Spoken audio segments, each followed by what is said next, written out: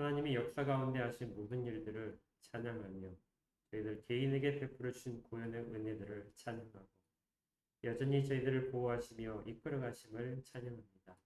주의 사랑하는 자들이 모여 싸우니 이 가운데 함께 하시며 큰 은혜를 더하여 주시옵소서. 하나님을 알므로써 하나님이 주시는 은혜와 평강이 더 넘치도록 홀로 인도하여 주시옵소서. 모든 영광 받으실 것을 믿습니다. 예수 그리스도 이름으로 기도합니다. 사도신경으로 신앙을 고백하겠습니다. 사도신경입니다. 시작.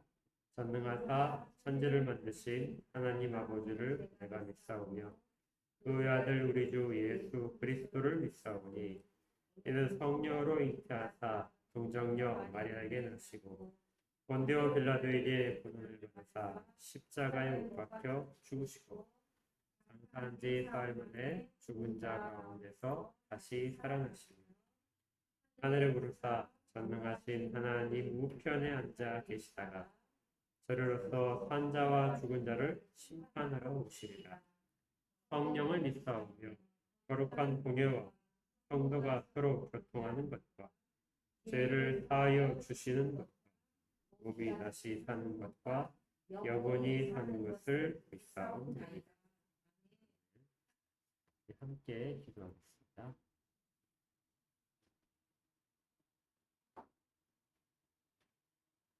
하나님, 감사합니다. 저희들이 하나님의 말씀을 살펴볼 때마다 저희들 각자에게 부어주신 하나님의 은혜가 큰지를 다시 한번 발견하게 되며 하나님 앞에 찬양과 감사를 드릴 뿐입니다. 이런 감사의 여건들이 얼마든지 있음을 발견케 하시고 하나님의 찬양과 감사가 입술 가운데 떠나지 않도록 도와주시옵소서. 주의 백성들의 삶을 지키시고 이 자리를 사모하며 나오게 하셨사오니 이 가운데 나온 모든 자들 가운데 은혜를 더하여 주시옵소서.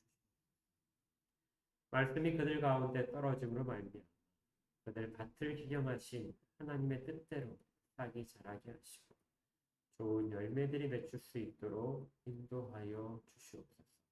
그 열매들이 삶에서 나타날 때 삶에 있는 문제들과 약함들과 어려운 것들이 다 풀어져 강건해지고 가장 좋은 것들로 바뀌도록 홀로 주장하여 주시옵소서. 특별히 기도 가운데에서 그 아픔을 가지고 주 앞에 털어놓는 모든 영혼들의 탄식들이 기쁨의 찬송으로 바뀌도록 인도하시고 가족들에 대한 아픔으로 탄원하는 그 모든 기도들이 주님 기쁨의 열매로서 가로서 나올 수 있도록 도와주시옵소서. 아직까지 미움이 있고 아직까지 마음에 아픔이 있다면 그 아픔들을 풀어주시고 미움들이 사랑으로 바뀔 수 있도록 하시며 그렇게 해서 하나님이 가장 원하시는 사람들 사이의 관계가 회복되도록 인도하여 주시옵소서. 물질적인 연등 가운데 있어서 하나님 앞에 특히 하늘의 비들을 구하는 영혼이 있다면 하나님 때에 맞추어서 거둘 만한 때, 곡식이 익을 만한 때 필요한 비들을 내리셔서 축하게 그들이 구했던 것들이 열매 맺는 그런 역사들을 이루어 주시옵소서. 하지만 무엇보다 우리의 소원이 이루어지는 것보다 하나님의 뜻 가운데 저희들이 다 있게 됨을 감사하고 기억하게 하고 그 하나님의 말씀과 은혜 가운데 하지 않도록 인도하여 주시옵소서. 그 모든 것들 객관적인 것보다 하나님이 함께 하시니 더 큰 복임을 잊지 않도록 도우시옵소서. 오늘도 주의 말씀을 받고자 합니다. 말씀을 전하고 듣는 모든 자가 한 뜻 가운데 있게 하시고 주의 뜻만이 드러나게 하시며 이 땅에 예배를 드리는 모든 교회들도 같은 예배를 드릴 수 있도록 인도하시고 땅끝까지 이르러 주의 말씀을 전하는 모든 자들에게도 같은 은혜를 허락하여 주시옵소서. 예배 드리는 모든 처소들마다 하나님의 은혜만이 드러나게 하시고 하나님의 영광만이 드러나게 하여 주시옵소서.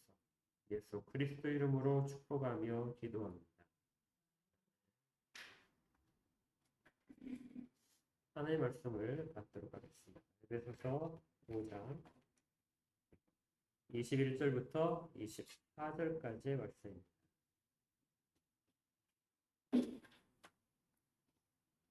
5장 21절부터 24절까지의 말씀.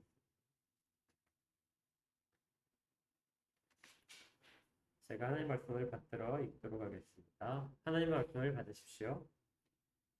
그리스도를 경외함으로 피차 복종하라. 아내들이여 자기 남편에게 복종하기를 죽게 하듯 하라. 이는 남편이 아내의 머리됨이 그리스도께서 교회의 머리됨과 같음이니 그가 바로 몸의 구주시니라.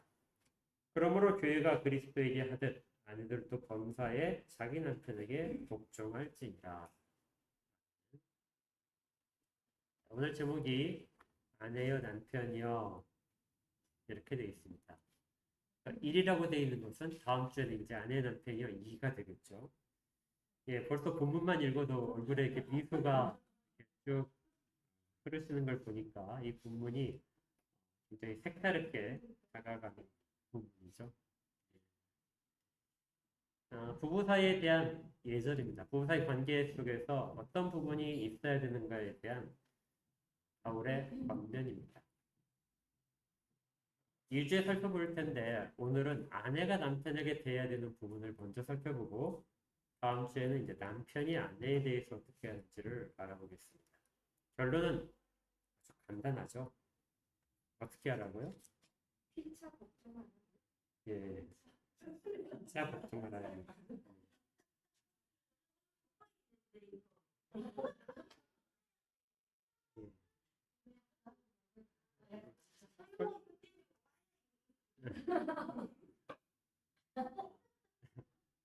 다음 주에 오실 테니까 예, 그때 이제 그때 남편들 하는 거니까 딱 적당합니다.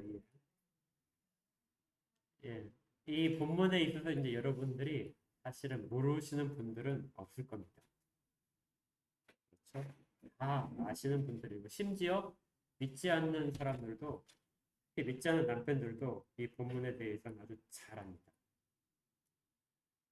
왜냐하면 결론을 알고 있기 때문에 그렇죠. 그래서 이 본문에 대해서 오늘 우리가 하나씩 살펴보면서 일반적으로 생각할 때 이 본문의 의미가 무엇인가, 우리가 이 본문에서 피해야 될, 정말 좀 조심해서 그런 부분들은 우리가 좀 성급하게 그 부분의 결론을 내리지 않도록 해야 되는 부분이 무엇인가. 그리고 성경 속에서 정말 사도 바울을 통해서 주님이 우리에게 권면하시는 것이 무엇인가 하는 부분들을 차례차례 한번 살펴보겠습니다. 아까 말씀드렸지만 믿지 않는 남편들도 이 본문을 알아서 열심히 믿는 그 아내에게 특별히 이 말을 이제 가끔 써먹기도 하는 것이죠. 성경에 남편에게 복종하라고 되어 있는데 당신은 왜 안 그래? 이렇게 이야기하면 사실은 할 말이 좀 없어야 되는데 할 말이 우리한테도 되게 많은 거죠.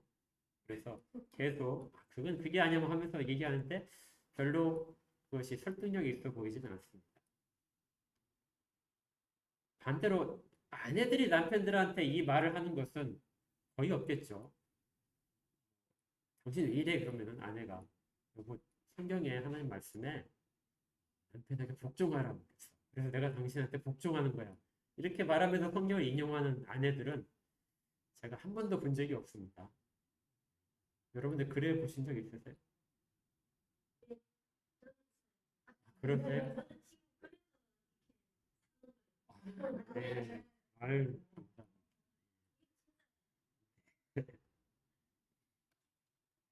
남편들이 아주 못되게 구는데 아내가 그럼에도 불구하고 하나님 말씀대로 정말 복종해 보겠다 하면서 살고 있는 것은 큰 신앙적인 그런 지식일 수 있습니다. 근데 이제 요즘 시대는 말이죠. 요즘 시대에 이렇게 이야기를 할 때 그렇게 복종하라는 의미에 그대로 따르는 사람들은 아무도 없습니다. 그렇죠? 이 말씀은 그렇게 써 있는데 이 시대적인 문화가 이 시대의 가치들이 아내가 남편에게 복종한다는 말에 대해서 상당히 큰 반감을 가지게 그렇게 만들고 있습니다. 그래서 어떤 번역서에는 새 번역 같은 경우에는 복종이란 단어하고 사실 같은 의미인데 조금 더 완화시켜서 순종이란 단어로 번역을 하기도 합니다. 복종보다는 순종이 조금 어감은 좋죠. 내용은 똑같은데 우리가 그냥 괜히 그냥 그거를 통해서도 위로를 받고 싶어서 그렇게 사람들이 많이 선택을 합니다. 만약 현재 지금 상태에서 성경 이 말씀을 가지고 제가 여러분들에게 여러분 남편에게 복종하십시오 이렇게 한다면 다음 주에 아무도 안 나오실 그런 가능성도 있어요. 물론 저도 집에 가서 상당히 괴로움을 당하게 될 테지만 시대에 맞지 않는 그런 성경적인 내용인 것처럼 보여지기도 합니다. 그래서 정말 이 본문 자체는 설교가 잘 안 되고 있어요. 결혼식에서도 별 안 되고 부부의 날 때나 가끔 이제 뒷부분을 읽지 않았던 남편에게 하는 권면 이것까지 합쳐서 같이 나오지 이 달랑 아내에 대한 권면만 설교되는 것은 거의 없습니다. 그런데 우리가 이 본문을 어떻게 이해를 해야 될까요? 자, 일반적으로 이해하는 방식이 세 가지가 있습니다. 여러분들이 어디에 해당하는지를 보시고 사실 우리가 다 거기에 일부분이 다 포함되어 있어요. 첫 번째 것은 뭐냐면요. 문자 그대로 사도를 통해서 주님이 말씀하셨으니까 문자 그대로 내가 편에게 복종해야 되겠다. 자, 이렇게 해서 하나님이 이렇게 말씀하셨으니까 당연히 그래야지 하는 사람도 있을 수 있습니다. 실제로 그렇게 하는 사람들이 많지는 않지만 성도님처럼 그렇게 할 수도 있습니다. 정말 이렇게 한다는 것은 성경에 대해서 글자 그대로 다 우리 가운데 지금도 적용되고 있다. 그래서 그렇게 신앙의 그 기준을 그렇게 잡는 사람들이죠. 이렇게 하는 것이 나쁘다는 건 아닙니다. 그렇지만 이제 우리가 조금 더 생각을 해봐야 될 필요가 있습니다. 두 번째, 이 본문에 대한 그 이해하는 방식은 지금은 아니다. 이 본문은 당시 2000년 전에 그 시대에 있는 문화 속에서 그 당시에 있었던 그리스도인들에게 주어진 명령이다. 그렇기 때문에 현대에 와서는 현대의 문화 속에서 이 성경에 있는 이 구절들은 더 이상 유효하지 않다. 이건 마치 그 우리가 율법을 따질 때 당시에 있었던 그 의식법들, 제사나 이런 것들에 대해서는 우리가 그대로 따르지 않고 도덕적인 부분에만 우리가 따르고 있죠. 그걸 받아들이고 있는 것처럼. 또 당시에 어떤 음식의 문화라든지 이런 것들은 그 당시에 적용되는 그런 것들이지 지금 현재 적용되는 건 아니다. 이렇게 해석을 하는 것이죠. 이 부분도 사실은 아주 잘못된 것은 아닙니다. 우리가 문화 속에 있기 때문에 그 문화 속에서 어느 정도 동질성을 가져야 되는 것은 맞고 그러면서도 약간의 차별성을 대하는 것도 맞습니다. 그래서 이 아내가 남편에게 복종한다는 말은 그 당시에 유대 사회에서나 아니면 헬라 사회에서나 지중해를 근처에 두는 모든 그 집단에서 당시에 아내가 남편에게 복종해야 된다 하는 것이 일반적인 미덕이고 가르침이었기 때문에 교회도 동일한 가르침, 그 문화 속에서 선포하고 있었다 하는 것이죠.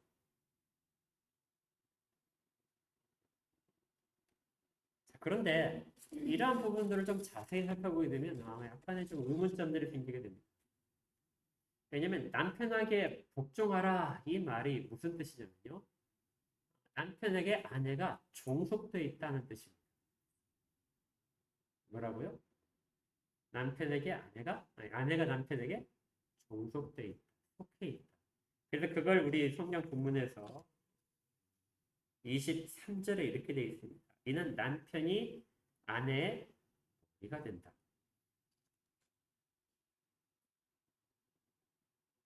남편이 아내의 머리가 됨으로써 아내들은 자녀들도 마찬가지고 모두가 다 그 남편의 그 가장의 이름을 가진 자들이 됩니다. 집안의 족보를 보게 되면 족보 밑에 다 이렇게 표시되어 있는 것이죠. 남편의 이름이 있고 그 옆에 아내 이름들이 조그맣게 써 있는 것들. 남편 이름은 커요. 족보를 보면 아내 이름은 작습니다. 이러한 것들이 다 이러한 상황을 나타내는 거죠. 그래서 모든 문화를 통틀어서 이 부분은 그렇게 돼 있습니다. 그런데 이제 급격하게 변한 것이죠. 그래서 지금 현재도 우리가 이걸 읽으면서 아까 처음에 성경 말씀 읽자마자 우리가 많이 웃었던 이유, 씁쓸한 웃음이었을 텐데 그 웃음을 웃었던 이유는 현대에는 맞지 않고 우리 상황에 비춰보니까 좀 따르기 힘들다 하는 생각들을 우리가 가지고 있기 때문에 그렇습니다. 그런데 당시에도 좀 그랬을 것 같아요. 이 본문 말씀을 살짝 바꿔보게 되거든요. 왜 바울이 이 말씀을 해야 됐을까요? 당시에 아내들이 남편에게 복종을 안 하고 있었기 때문에. 잘하고 있다면 그 부분에 대해서 이야기를 별로 안 했을 수도 있어요. 그런데 바울은 이 부분을 여기에서도 그렇지만 골로새서에서도 똑같이 이야기합니다. 각 지역에 보낸 편지마다 이 이야기를 쓰고 있는 것이죠. 그리고 우리가 베드로 전서를 공부할 때도 베드로전서 3장에서도 이 이야기가 있었습니다. 그러면 당연히 오랫동안 사람들 사이에 인류 문화를 지배하고 있었던 아내는 남편에게 복종을 해야 된다. 남편 밑에 아내가 있어야 되는 이야기를 왜 여기서 다시 하고 있냐면 당시의 상황이 이러한 부분들의 가치관들이 깨어지고 있던 상황입니다. 그래서 우리가 성경 본문을 읽을 때 앞에 첫 번째 것이 글자 그대로 지금도 적용된다고 받아들이는 방법이 있고 두 번째 방식은 그때의 문화 속에서 읽어서 그때의 문화에 해당하는 겉면이다. 지금은 해당되지 않는다고 해서 버리는 그런 부분이 있고 세 번째는 당시의 문화와 지금의 문화가 다를지라도 그 겉면을 하는 그 근본적인 하나님의 뜻은 변하지 않는다. 그래서 그 내용을 그 속에서 흐르는 깊은 내용들을 찾아서 지금도 적용시키려고 하는 그러한 노력하는 방식이 있습니다. 우리가 하는 것은 대부분이 다 세 번째 방법에 속하는 거예요. 그래서 우리가 오늘 할 것도 그것입니다.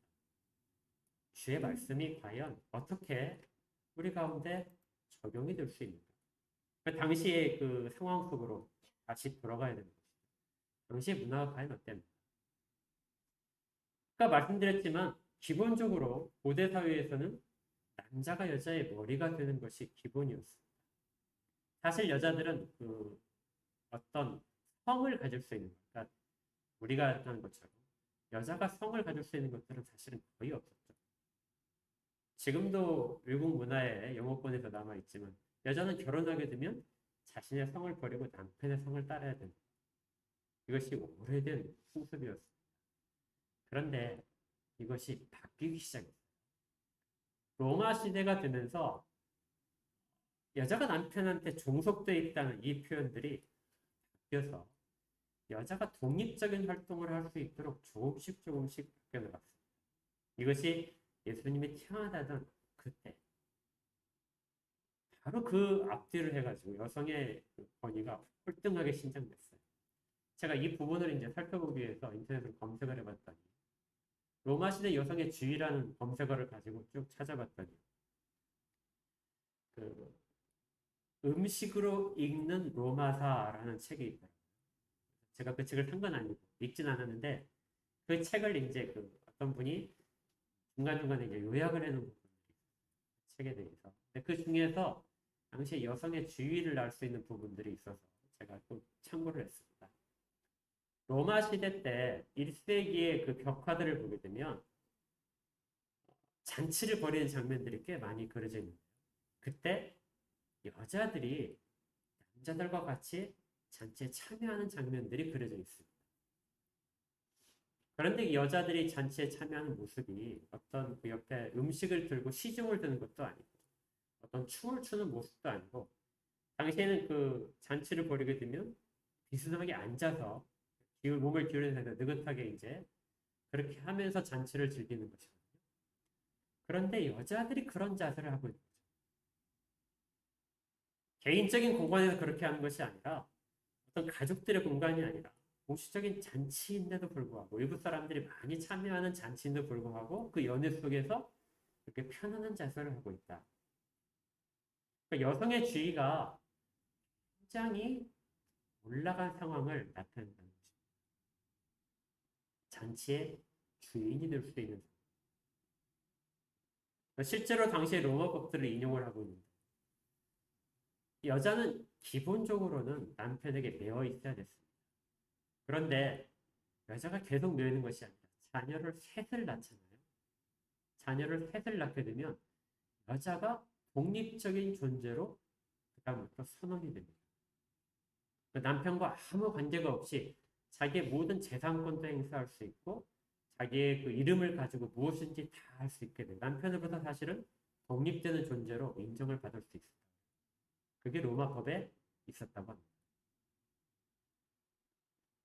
그러니까 여러분도 자녀 당시에 옛날에 여러분 자녀 셋만 낳으면 여러분들 다 자유인이에요. 남편과 아무 관계 없이 뭐든지 해도 다 관계가 없이 다 허용되는 그런 시대였다는 것이죠. 이것이 여성의 주의가 급격하게 바뀌고 있던 시대였습니다. 그런데 교회는 사실 이것보다 훨씬 더 심했어요. 여러분들이 이제 사도행전이나 복음서 우리 공부를 해봤으니까 아시겠지만 교회가 이 땅 가운데 태동할 때 그 전후를 보게 되면 유대인 사회에서 교회는 정말 새로운 혁명적인 공동체였습니다. 우리가 이 혁명적인 공동체를 어떤 경제적인 것이라든지 아니면 신앙적으로 어떤 그 서로 돕는 관계란 이런 것들에서 주로 살펴보는데요. 그렇지 않고 어떤 면에 있어서는 유대 사회에서 도저히 용납하지 못하는 부분들이라는 것도 있었습니다. 여자들의 범죄함은 정말 용서받지 못했거든요. 남자의 범죄함과 틀리게. 그런데 여성의 범죄함이 주님으로부터 용서받고 있었습니다. 당시에 많은 제자들 중에 여성이 대부분을 차지하고 있었습니다. 12사도에는 들어가지 못했지만 예수님을 쫓는 많은 무리는 거의 대부분이 다 여자들이었을 것이라고 봅니다.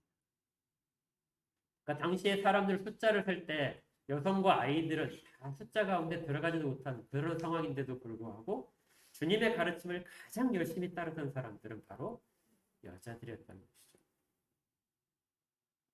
그래서 주님의 그 장사 지냈던 무덤에 먼저 찾아간 자들도 여자들이고 부활의 최초의 목격자들도 여자들이었어요. 물론 그 전에 십자가에 달려 죽으실 때도 여자들이 그 옆을 지키고 있었던 것이죠. 교회에서의 여성의 지위는 남성보다 훨씬 우월했습니다. 당시의 문화적인 부분과 그 여성의 지위가 한참 올라가고 있던 그런 상황에서 보더라도 교회에서의 여성들은 주도권을 쥐고 있었던 것이죠. 이것이 곳곳에서 나타납니다. 이 성경을 보시면요. 성경의 사도행전 18장을 보시면 이런 구절이 있어요. 기억나실 겁니다. 바울은 더 여러 날 머물다가 형제들과 작별하고 배 타고 수리아로 떠나갈 때 브리스길라와 아굴라도 함께하더라. 브리스길라와 아굴라 이름 기억나시죠? 누가 아내죠? 브리스길라가 아내입니다. 여자입니다. 그런데 남편의 이름 앞에 아내 이름이 먼저 나오고 있는 거죠. 로마서 16장 3절에서도 동일하게 이렇게 브리스길라가 먼저 나옵니다. 로마서는 이제 바울이 고린도에 있을 때 편지를 썼을 것이라고 봐요. 그 지역 근처에서 바울이 이제 로마에 편지를 보냈는데 아마 그 편지를 갖고 간 사람들이 있었을 겁니다. 그때 이런 구절이 첨가되어 있어요. 너희는 그리스도 예수 안에서 나의 동역자들인 브리스가와 아굴라에게 문안하라. 여기 지금 브리스길라, 이제 브리스가가 바로 브리스길라인데요. 이 브리스라 아굴라는 로마로 다시 돌아가서 에베소에서 바울과 같이 사역하다가 로마로 먼저 갔던 사람들인데 그 사람들에게 문안하라. 그때 앞에 뭐라고 되어 있냐면 나의 동역자들인데 누구를 먼저 가르치냐면 브리스길라를 먼저 가르칩니다. 그러니까 여성이 교회에서의 핵심적인 그런 역할들을 맡고 있었다는 것이죠. 또 있습니다. 로마서 16장 1절에서 2절에 보게 되면 이 편지를 가지고 있는 사람이 이제 누가 가지고 가냐면 베베라는 사람이 갖고 있는데요. 자매라고 되어 있습니다. 이 자매를 너희들에게 추천한다. 추천하는 것은 그냥 어떤 성도가 한 지역에 가는 것이 아니라 그 지역에 어떤 주도적인 위치에 있을 수 있도록 추천을 하는 것이죠. 너희는 주 안에서 성도들이 합당한 예절로 그를 영접하고 무엇이든지 그에게 소용되는 바를 도와줄지니 이는 그가 여러 사람과 나의 보호자가 되었다. 그러니까 이 베베라는 사람은 바울이 갱그레아 지방을 다닐 때 바울을 힘으로 도우고 바울의 보호자라는 이름을 가질 정도로 그렇게 중요한 역할들을 하고 있었습니다.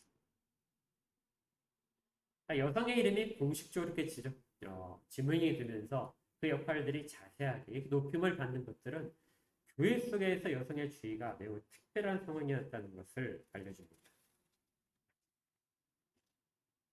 그러니까 당시 분위기 자체가 교회 속에서 특히 헬라 지역에 있는 이방인들을 중심으로 만들어진 교회는 이러한 경향성이 훨씬 더 심했을 거예요.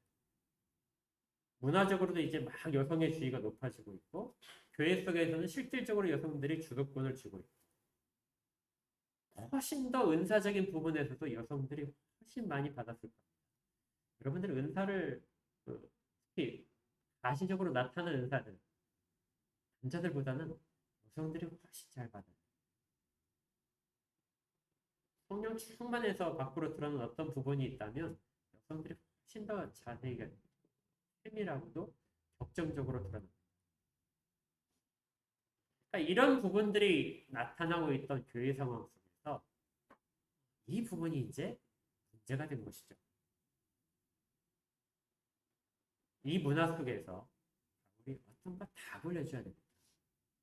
그때 바울이 다시 이야기를 꺼낸 것이 무엇이죠? 너희는 아내들이여 남편들에게 복종하라.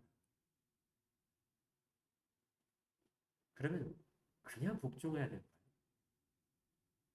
바울은 왜 이 이야기를 그런 문화 속에서 정말 열심히 활동하고 있는 아내들에게 다시 이 이야기를 해야 됐을까요?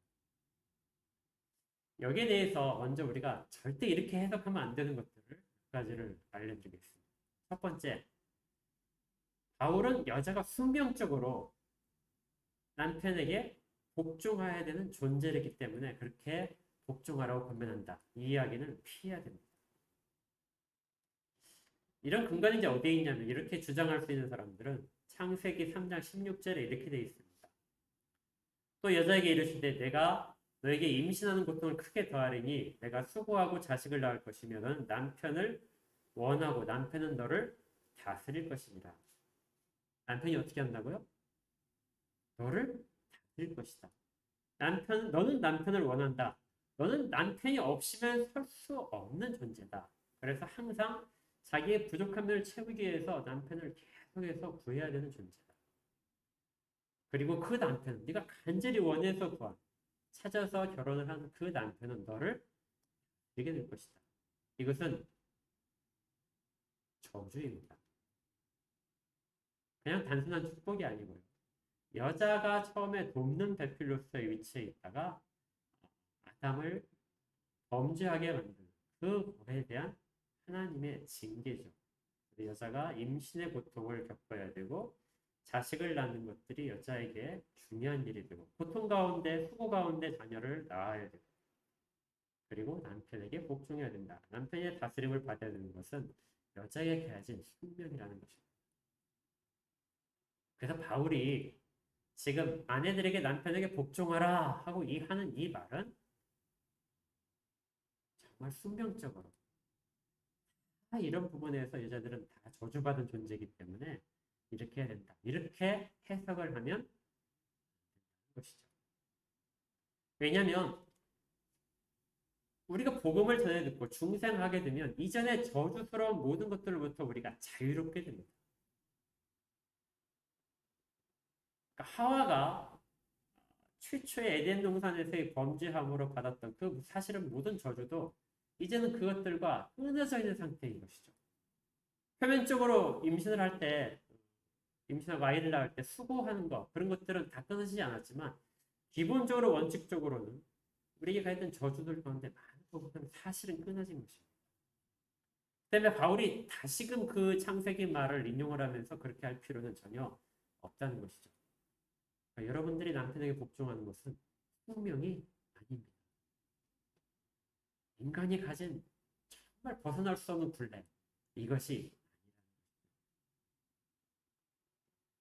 두 번째는 이 아내가 남편에게 복종하는 것 자체가 우리가 이렇게 할 때 뭐를 먼저 해도 전제 조건이 있어야 복종하게 되는 그런 것을 바울이 말했다. 이렇게 하는 것도 아닙니다. 바울이 지금 여기서 아내에게 복종하라고 말할 때 여러분 남편들이 이렇게 하면은 복종하십시오. 혹시 이렇게 하고 있나요? 우리가 다음 주에 살펴본 거 있잖아요. 남편들에게 아내가 이렇게 하면 여러분 그 아내를 사랑하십시오. 이렇게 하고 있나요? 전제 조건이 혹시 있습니까? 전제 조건이 없어요. 남편이 아내를 사랑해줘야만 아내가 남편에게 복종하는 그런 순서적인 것이 없다는 것입니다. 그래서 우리 흔히 이 본문을 대하게 되면 모든 분들에게 가장 쉽게 나올 때는 답이 그거예요. 아니, 복종할 만 해야 복종하죠. 예, 따르면 망하는 길이 보이는데 어떻게 복종합니까? 지럽지 않은데 어떻게 그 말을 따를 수 있을까요? 그런데 그런 전제 조건 없이 이 본문이 권면이 주어져 있습니다. 아내들이여 자기 남편에게 복종하기를 죽게 하였다.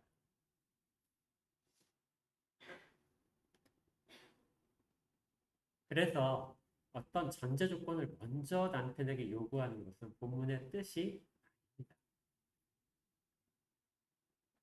세 번째는요. 내가 이걸 남편에게 복종을 하게 되면 내게 돌아오는 것이 있겠지 하고 그걸 기대하면서 결과를 기대하면서 복종하는 것을 말합니다. 이 베드로 전서에 보게 되면 우리 공부를 해봤지만요. 베드로 전서 3장 1절부터 7절까지 이 내용이 사실은 있습니다. 우리 잠깐 한번 찾아볼까요? 자, 뒤쪽으로 가셔서 베드로 전서 3장을 찾겠습니다.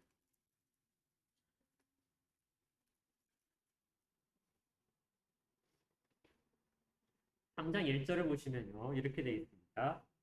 아내들아 이와 같이 자기 남편에게 순종하라. 이는 혹 말씀을 순종하지 않는 자라도 말로 만지 않고 그 안에 행실로 말미암아 구원을 받게 하려 함이니 너희의 두려워하며 정결한 행실을 봅니다.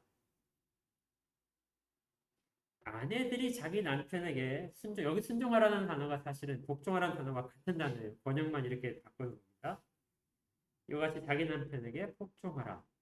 그런데 여기는 목적이 있습니다. 그렇죠? 혹 말씀에 순종하지 않은 남편이라도 아내가 하는 행실을 보게 되면 그 순종한 행실을 보게 되면 혹시 그 행실로 말미암아 구원의 길로 돌아오지 않을까 합니다. 그러니까 아내가 남편에게 순종하는 것이 뭐라고요? 어떤 목적 있는 행동이라는 거예요. 남편을 혹시 구원할 수 있지 않을까. 그래서 우리 베드로전서 공부할 때 이 부분들이 있었습니다. 그런데 지금 바울이 이야기하는 것은 순종하지 않은 남편을 전제로 해서 그렇게 순종하라, 남편에게 복종하라 하는 것이 아닙니다. 그런 범위를 사실은 떨쳐버리고 가장 일반적인 이야기를 하고 혹시라도 믿지 않는 남편과 같이 사는 신앙이 좋은 아내라면 베드로전 3장 1절과 2절에는 말씀을 근거로 삼아서 남편에게 복종할 수도 있겠지만 그렇지 않고 그런 부분이 전혀 없이라도 그런 목적이 없이라도 복종을 해야 된다는 것이 우리 지금 에베소서에 하는 권면 가운데 들어있습니다. 동일하게 골로새서에서도 그 이야기가 나오는데 골로새 3장 18절을 한번 보십시오. 다시 에베소서보다 조금 뒤로 가 있으니까요. 신약성경 326쪽입니다.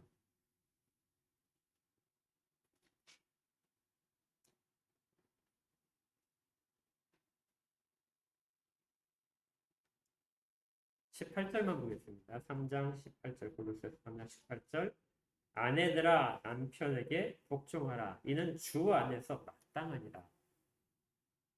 이 마땅하다는 단어가 무엇이냐면요.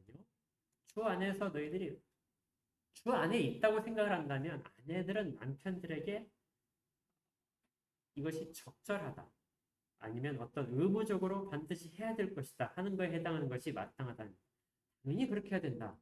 뭐라고요? 아내들은 남편에게 복종해야 된다.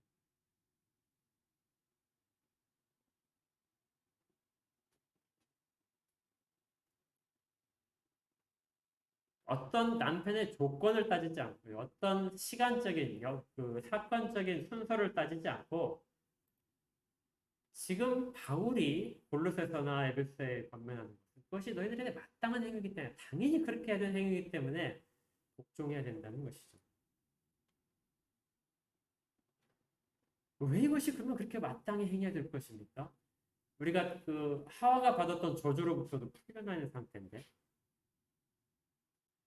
이제 바로 여기에 대한 답을 발견해 보겠습니다. 다시 에베소서로 오십시오. 골로새서는 한번 책갈피를 해보시고요. 에베소 5장으로 다시 오십시오.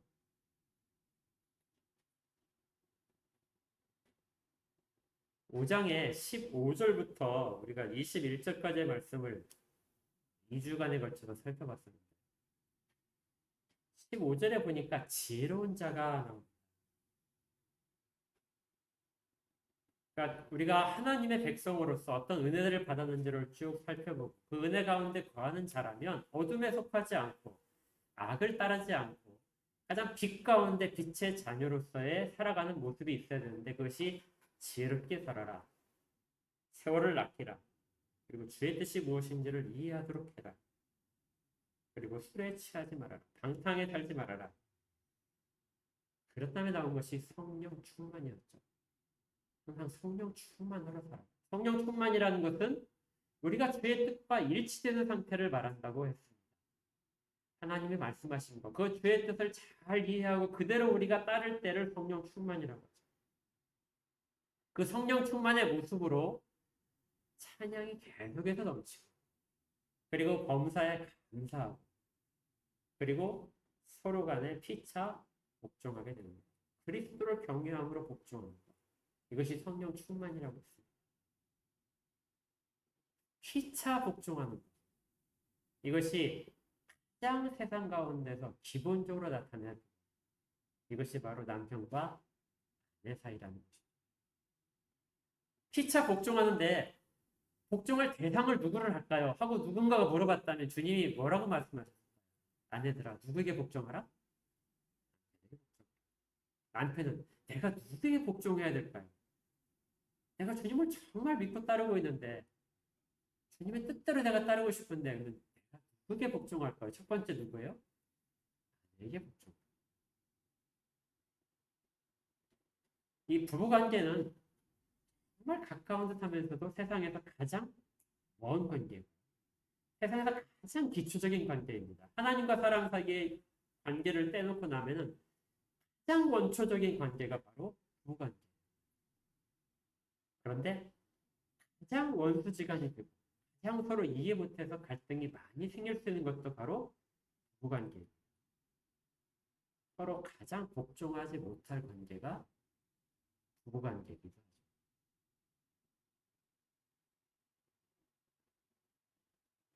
가장 중요하면서도 가장 어려운 관계. 이 관계에 대해서 주님은 피차 복종하도록 명하십니다. 이것이 바로 성령 충만한 모습이라는 것이죠. 성령이 충만하게 되면 너희들이 이전에 너희들을 감싸고 있는 모든 그 어려움들, 고난들 이런 것들을 통해서도 주께 찬양할 수 있고 감사할 수 있게 되는 것입니다.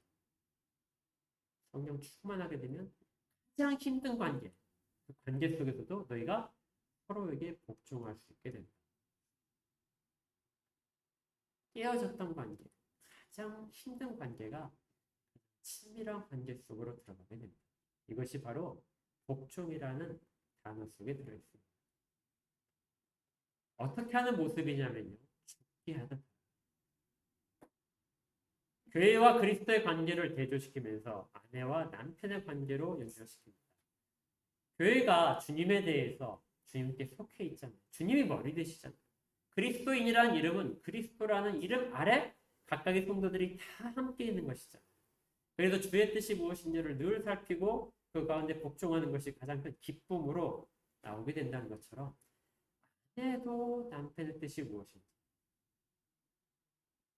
남편에게 복종하는 것이 바로 이 그리스도께서 너희들을 다 자유롭게 만든 거기에 대한 합당한 생활의 모습이라는 것입니다. 그래서 루터가 이런 부분에 대해서 이야기할 때 자유에 대해서 두 가지를 이야기를 했습니다. 이전에는 것들부터 사실은 아내는 남편에게 속해 있는 그 형식적인 율법적인 관계에서 복종을 하는 것이 아니라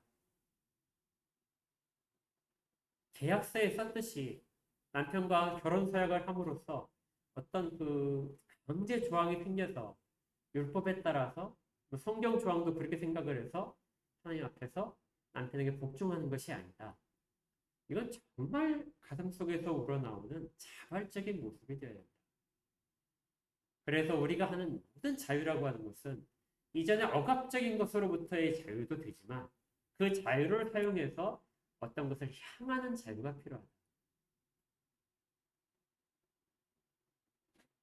다른 것으로부터의 벗어나는 자유가 아니라 다른 것을 어떤 것을 향하여 가는 자유가 그리스도인에게 주어져 있다는 것이죠. 복종이라는 것도 우리 가운데는 굉장히 거슬리는 단어이지만 그 복종이라는 단어도 어떤 것으로부터 우리가 벗어나서 우리에게 어떤 것들을 찾아서 가는 것이 복종이 아니라 자발적인 마음으로 어떤 걸 향해 가는 복종이 필요하다는 것입니다. 이것을 교회와 그리스도 사이의 관계처럼 그런 질서처럼 남편과 아내도 떨어지지 못할 존재입니다. 그런데 그 가운데 있어서의 세부적인 부분에 있어서는 복종이라는 단어, 남편의 이름 아래에 있다는 단어로 그렇게 되는 것이죠. 그래야만 복받는 것이 아니라 그래야만 우리가 마땅히 할 거라는 것입니다. 아까 책갈피에 뒀던 골로새서를 잠깐 보십시오. 골로새서 3장 28절을 보십시오. 23절입니다. 23절. 23절부터 읽겠습니다. 무슨 일을 하든지 마음을 다하여 죽게 하듯 하고 사람하게 하듯 하지 말라. 남편에게 복종하는 것도 누구에게 하는 것처럼 하라고요? 죽게 하는. 그러니까 남편에게 복종하는 것이 남편 때문에 하는 것이 아니라고요. 누구 때문에요? 주님 때문에 하는 거예요. 주님에 대해서 그 우리가 오랫동안 생각하고 주의 뜻을 분별하다 보니까 주님의 뜻이 그 어그러진 관계가 이 땅 가운데 가장 중요한 관계가 회복되는 것을 원하시기 때문에 남편에게 복종의 모습을 갖는 것입니다. 그렇게 해야 우리가 복을 받는데요. 어떤 복이냐면 24절입니다. 이는 기업의 상을 주께 받을 줄 아나니. 그렇게 하면 남편이 여러분들을 사랑해 줄까요? 그렇게 해서 그것이 여러분들에게 보상이 될 것입니까? 그게 아니라는 것이죠. 우리가 주님을 사랑하는 것은 주께서 우리에게 어떤 것, 내가 주님을 사랑하고 주의 뜻을 잘 이해하면 주님이 내게 무엇인가를 더 베풀어 주기 때문에 그걸 기대해서 주님께 복종하는 것이 주님의 사랑을 깨닫고 그 관계를 회복하고 나면 당연히 나오는 것이 주께 대한 복종. 그것처럼 우리가 남편에게 복종을 할 때 남편이 내게 더 사랑을 주고 남편이 내게 더 풍족하게 해주고 마치 또 생활비를 100만 원을 주던 것을 200만 원을 갑자기 올려준다든지 이런 식의 보상이 있는 것으로 그리고 남편이 어떤 그 생활의 태도가 바뀔 것으로 이렇게 기대하면서 하는 것 그것도 괜찮을지 모르겠지만 근본적으로 내가 그렇게 함으로써 누구에게 보답을 받는다고? 주님께로부터 보답을 받는다. 주님께로 보답을 받는 것은 남편과의 관계도 주님과의 관계를 계속해서 친밀하게 유지할 수 있는 수단이기 때문에 그렇습니다. 칼빈은 이 세상에 대해서 묘사하기를 세상은 하나님의 학교다 이렇게 묘사를 했어요. 이 세상 가운데 우리가 겪는 모든 것들은 사실 하나님과 우리 주 예수 그리스도의 관계를 돈독하게 만드는 것들을 학습하는 공간이라는 것이죠. 이 땅 가운데 당하는 우리의 고난도 주님과의 관계를 바르게 찾아가는 그 학습의 훈련의 과정입니다. 우리에게 어떤 것이 있다면 그걸 가지고 다른 사람들과 나누는 것도 훈련의 과정입니다. 그리고 남편과 아내 사이에서의 가장 주님이 기뻐하시는 뜻이 무엇인가를 찾아가는 것도 현재는 남편이 마음에 들지 않고 현재는 남편과의 갈등 가운데 심한 갈등 가운데 있고 그럴지라도 그걸 통해서 주님과 나와의 관계를 다시 돌아보게 만들고 다른 관계가 무엇인가를 생각할 수 있도록 훈련한 것이 바로 하나님의 학교라는 것입니다. 우리에게 정말 주어지는 주의 뜻은 정말 지혜롭게 발견하는 주의 뜻은 남편과 아내 사이의 관계 서로에게 가장 복종한 사이가 되는 것. 이것이 주님과의 관계를 가장 긴밀하게 만드는 과정이라는 것을 잊지 않는 것입니다. 오늘 우리가 조금 있다가 읽어보려고 했는데 오늘 우리가 할 부분이 여러분 주보 보시면은 소일문답체 63문입니다. 64문이겠죠? 여러분은 64문에 보시면 이렇게 되어 있어요.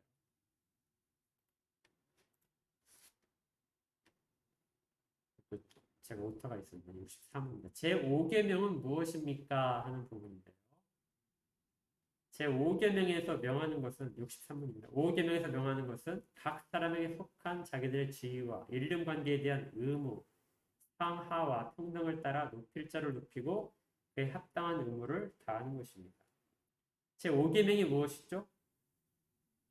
내 부모를 존경하라. 그리하면 너의 하나님 나 여호와가 내게 준 땅에서 내 생명이 길리라. 그런데 이 5계명에 대해서 우리 믿음의 선조들이 해석을 이렇게 해줬습니다. 5계명은 부모 공경에 대한 것이 아니라 더 근본적으로 각 사람이 현재 자기가 속한 지위와 처지입니다. 그리고 맺고 있는 모든 관계 속에서 마땅히 행해야 될 의무가 무엇인가? 그리고 하나님이 허락하신 상하 질서가 무엇인가? 그리고 서로 관계 속에서 평등해지는 것이 무엇인가에 대해서 마땅히 높일 자를 높이고 그에 합당한 의무를 다하는 것이다. 10계명 가운데 왜 부부 사이의 관계가 없을까요? 부부 사이 관계가 부모 관계보다 사실 훨씬 더 중요한데 5계명 가운데 포함되어 있다고. 그리고 그 5계명에 대한 내용 우리 지금 에베소서 5장의 끝 마무리에서 아내와 남편 사이의 관계 그리고 뒤에 이어지는 부모와 자식과의 관계 그리고 주인과 종의 관계 속에서 이 부분을 다 포함시키고 있는 것이죠. 이제 아내와 남편 사이의 관계에서 서로 복종하라는 것을 죽게 하듯 하라 하는 의미가 무엇인지를 우리가 정확하게 이해를 해야 됩니다. 어떤 체념하라는 것도 아니고 어떤 마땅히 돌아올 어떤 보상 때문에 그것도 아니고 어쩔 수 없어서 하는 것이 아니라 죽게 하듯 하라는 것은 가장 자발적으로 기쁨 가운데서 그리고 내가 그렇게 하는 과정이 하나님이 이 땅 가운데 회복시키시는 그리고 나와 주님의 관계도 그렇게 회복되는 관계입니다. 기억하라 하는 것입니다. 물론 이렇게 설교를 하더라도 여러분의 현실 속에서 받아들이기가 매우 힘들고 또 그대로 실천하기가 매우 어려울 것은 아닙니다. 그래서 우리가 두 가지 방법의 태도를 취하는데 하나는 이 말씀을 계속해서 피하는 것이고 피하면 됩니다. 그렇죠? 구원과는 사실 아무 관계가 없어요. 주님은 다른 관계를 통해서도 다른 방법을 통해서도 주님과의 관계가 돈독해지도록 바라시고 이끌어 가실 것입니다.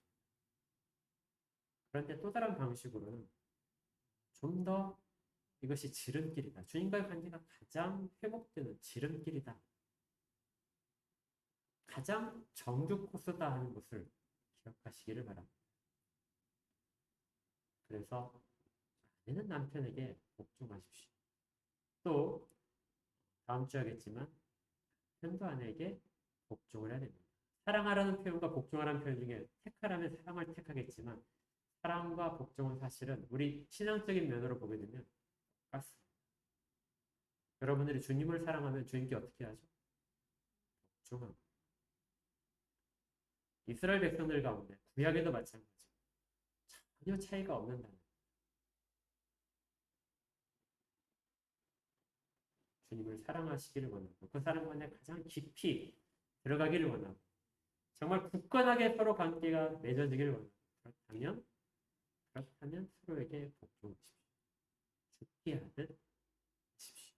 가장 가깝고도 먼 사이인 부부관계에서 이 부분이 회복되어야 주님과의 관계는 가장 빠르게 회복될 수 있습니다. 바울은 에베소 교인들에게 성령 충만한 상태 가운데 그렇게 하기를 권면합니다. 저도 여러분에게 분명합니다. 저와 우리 모두에게 이런 성령 충만을 통해서 서로에게 복종하는 가장 어려워하는 남편 아내 사이의 복종이 서로에게 있어지고 주의 이름으로 축복합니다. 함께 기도하겠습니다. 하나님 감사합니다. 피하고 싶고 따르기 어려운 것 같은 그런 내용들인데 그럼에도 불구하고 주의 뜻을 살피기 위해서 귀를 기울이게 하심을 감사드리고 마음 가운데 주님의 뜻이란 주를 향해서 더 주의 뜻 가운데 주와 긴밀한 관계를 가지기 위해 그리고 주께서 주시는 사랑을 고대하며 서로에게 복종하는 마음을 들게 하심을 감사드립니다. 이를 통하여 저희들이 가장 힘겨워하는 부분들을 충분히 감당해내고 또 그 일들이 정말 주 앞에서 크게 칭찬받는 일들로 드러날 수 있도록 인도하여 주시고 혹시라도 이러한 일들 가운데 힘들어하는 영혼들이 있다면 성령님 그들의 영혼들을 붙드시고 위로를 주시고 홀로 인도하여 주시옵소서. 그리고 사랑하는 모든 성도들이 주 앞에서 기쁨으로 자발적으로 부부 사이 관계들이 그렇게 유지될 수 있도록 인도하여 주시옵소서. 감사드리고 축복하며 예수 그리스도 이름으로 기도합니다.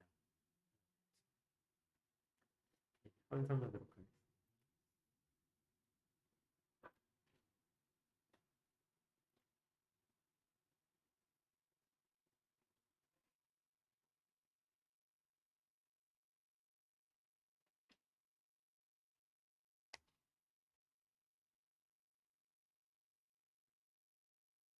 기도합니다. 하나님, 저희들 각자를 얼마나 사랑하고 계시는지, 얼마나 주의 뜻 가운데 품고 싶어 하시는지를 깨닫습니다. 지금도 저희들을 인도하시고 그렇게 복을 주시고 계시지만 더 주의 품 안으로 깊이 들어가기 위하여 주의 말씀들을 상고합니다. 상고하는 모든 자들 가운데 복을 허락하여 주시옵소서. 주 앞에 사모하는 마음, 감사하는 마음을 담아 물질을 드립니다. 이 물질을 통하여 주의 뜻들이 세상 가운데 더 잘 드러나도록 홀로 주장하여 주시고 사용하는 곳곳마다 생명이 살아나도록 인도하여 주시옵소서. 또한 드린 모든 손길들 그들 마음 가운데 하나님을 향한 사랑들과 복종의 마음들이 있게 하시고 주께 복종하듯이 서로에게 복종하는 귀한 은혜도 넘치도록 허락하여 주시옵소서. 손길 가운데 복을 허락하시고 그 손길도 하는 일을 모두 가는 가운데 주의 역사들이 나타나도록 인도하여 주시옵소서. 이제는 우리 구주 예수 그리스도의 은혜와 하나님 아버지의 크신 사랑하심과 성령님이 내주하시며 충만함으로 인도하셔서 서로가 서로에게 복종하도록 함께 입을 모아 찬양하도록 함께 범사에 감사하도록 갈등의 관계들 가운데서도 위로하시고 인도하시는 모여 예배드린 모든 자들 가운데 지금도 주의 뜻만을 구하며 찬양과 감사로 엎드리는 모든 자들 가운데 영원까지 함께 있을지어다.